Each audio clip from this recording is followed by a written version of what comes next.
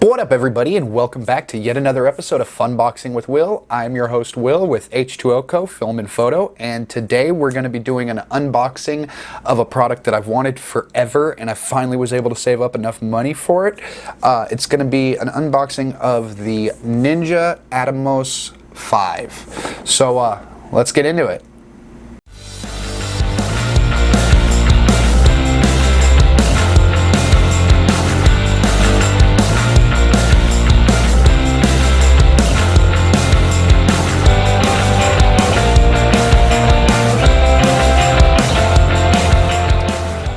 Guys, before we get into the review, or I'm sorry, the unboxing, I just wanted to go ahead and tell everybody, like I try to in every video, that I truly appreciate all of my new subscribers.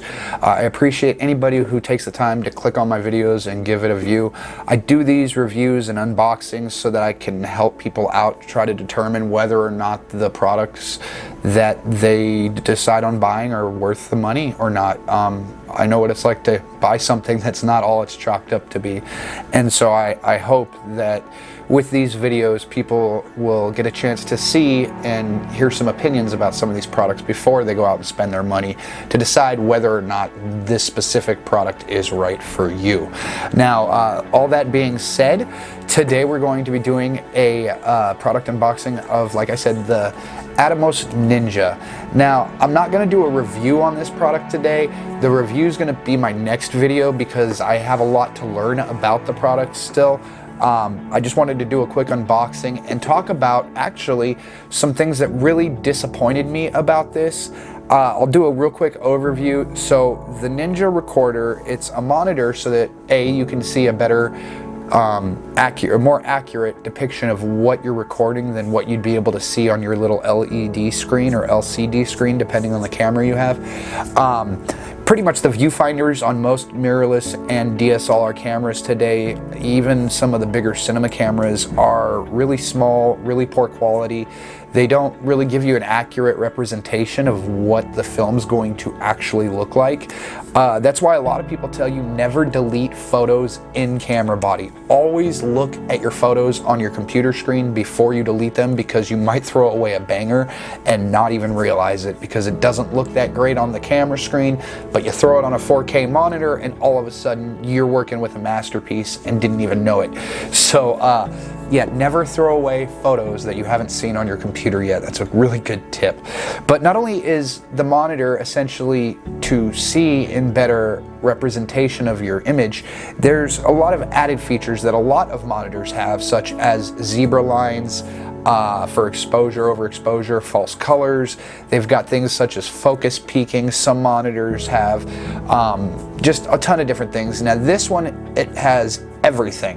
Not only does it have everything you could possibly want in a monitor, it also has an internal recorder, so you can actually bypass your SD card in your camera and record directly to a solid state drive, similar to what you would have in your computer.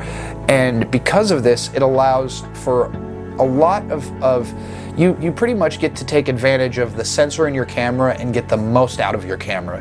It eliminates recording limits, so whereas most Canon cameras and a lot of other cameras nowadays have these 30-minute recording limits where they will shut off after that period of time, when you're recording into an external monitor that has a SSD attachment, it eliminates that. So you can actually record as long as you have power, which is a really convenient thing.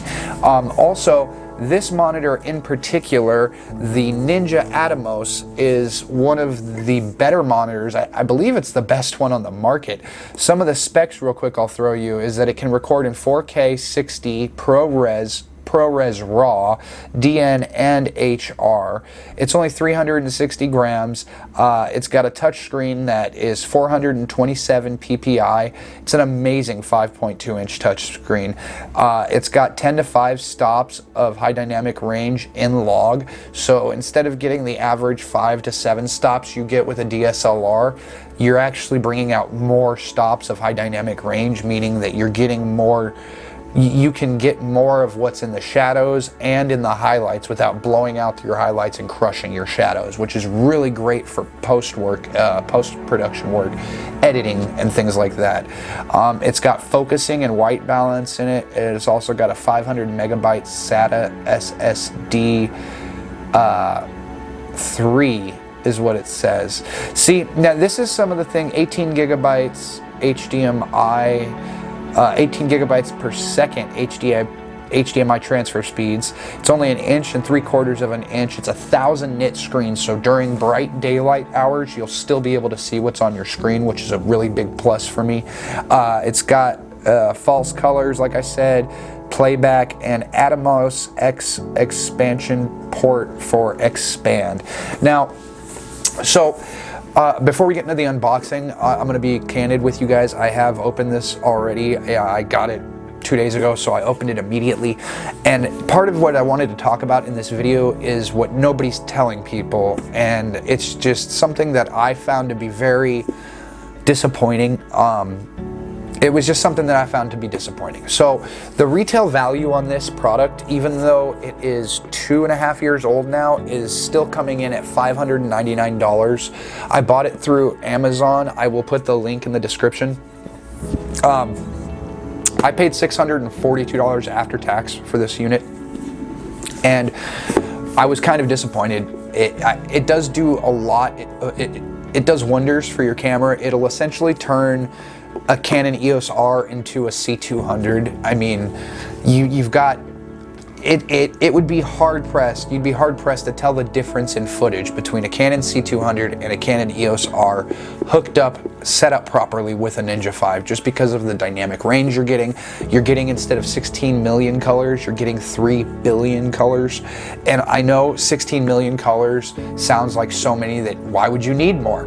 But I'm telling you, when you see the difference on a chart, a color chart or a color wheel of what the difference between 16 million and 3 billion colors looks like, it's insane. It is so insane. And it opens up a wide variety of capabilities to the camera that you just couldn't do without it. I can shoot in 10-bit instead of 8 external with a 422 codec, and I can only do 8-bit 444, I think, or 442 in the camera itself. So it is amazing. But okay, so when you open the box up, that's the disappointing part. So you open the box up, and it comes with a very high quality monitor, built out of aluminum and magnesium, I believe. The chassis of this thing is nothing if not pro. You can definitely tell that this is built to last, and it's really heavy duty here. The touchscreen on it is immaculate. It's amazing, and it works so well. It's so responsive, and it has haptic feedback, which I feel helps a lot. If you knew where the button placement was after an extended period of using it, you could use it without even looking at it, and that haptic feedback just ensures that you know that you're pressing the right buttons. But in the box, it comes with it comes with the monitor itself. It comes with, depending on where you live in the world, it utilizes multiple outlets. So I think this is a European or Australian outlet. Then you've got your Japanese outlet and your, I'm not sure what country utilizes this outlet. But you've got different outlet adapters, which is really awesome because they give you this, essentially it is an AC wall mount false battery. So this plugs into, let me set that down. This plugs into where your battery would go, and it just runs off of the Sony NP750 batteries. So, but this plugs in right here where your battery, oop, I had it upside down. This plugs in where your battery would go, and then you have a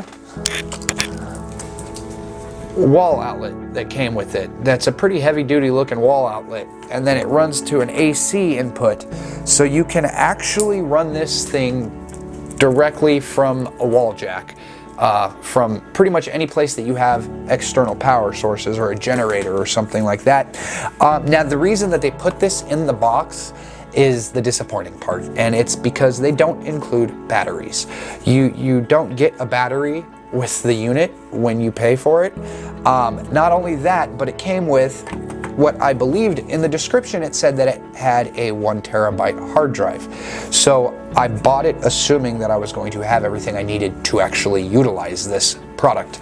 And sadly, that is not the case. It is one of those Apple gimmicks where they sell you something for a very expensive price, and then they don't include anything that you need to get it to work. So the hard drive caddy that they put in there, when I opened the box initially, I thought, cool, it's got the hard drive. Picked it up, the case was empty. I had to end up going out, and I believe I spent another $182 on top of the $642 that I spent for the monitor initially to get, I picked up a WD Western Digital 2.5 inch SATA 3 1 terabyte hard drive. This was around $104. I'll put the link in the description. As well as picking that up, I picked up a 2-pack of the batteries. I got them, I don't have them here to show you, but I picked them up off of Amazon as well. I'll put all the links to every accessory that I picked up in the description. But it is pretty much the same batteries that I use on all my other monitors. It's the Sony NP750. I think it also works with the 550. But those were $54. And then to get your footage off of this hard drive and into your computer to edit it, you need a SATA to USB adapter, which I also picked up. I believe I found mine for $10.99. It was an Amazon bestseller, so hopefully it'll hold up. It was from some no-name knockoff company. Again, that'll be in the descriptions as well. So to get to the full capability and utilize this monitor that I picked up, it was the $642, the $182 extra for the hard drive, the adapter to get it to download the information to the PC, and then the batteries, which were, I guess, optional. You don't need the batteries since they do give you that outlet jack, but I don't see a lot of outlet jacks on sets a lot of times when you're outside, outdoors, you're filming out in the woods, you're not in a studio. It's not always practical to only have power hookups to outlets. So having a battery for me is just a necessity. So I went ahead and picked up another 2-pack for $54.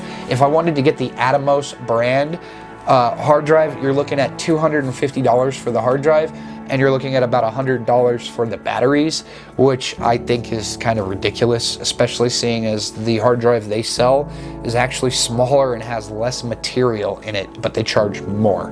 So I'm not really 100% yet on how to use this monitor. I'm going to familiarize myself with it over the next week, and then next week I'm going to be doing a review on the monitor itself. So today was just a quick unboxing, letting you know what was in the actual packaging, and pretty much just letting you know the information that I didn't know before I purchased it, the information that Amazon didn't tell me, and that I hadn't seen in any other videos about the product itself online. So these are the things that I feel like people should know before they spend their money. In total, I spent almost $800 just to get this monitor up and running. So I'm really hoping that the video quality will be worth it. And I guess next week I'll be doing my next video utilizing the monitor itself. So we'll see if that 10-bit 422 is actually something to write home about. But that's it for today, folks. I hope you guys have a great day. Stay creative, and above all, stay safe out there. The world's getting to be a hectic place these days, and I just want everybody to have a great time and stay creative, my friends. Have a great night.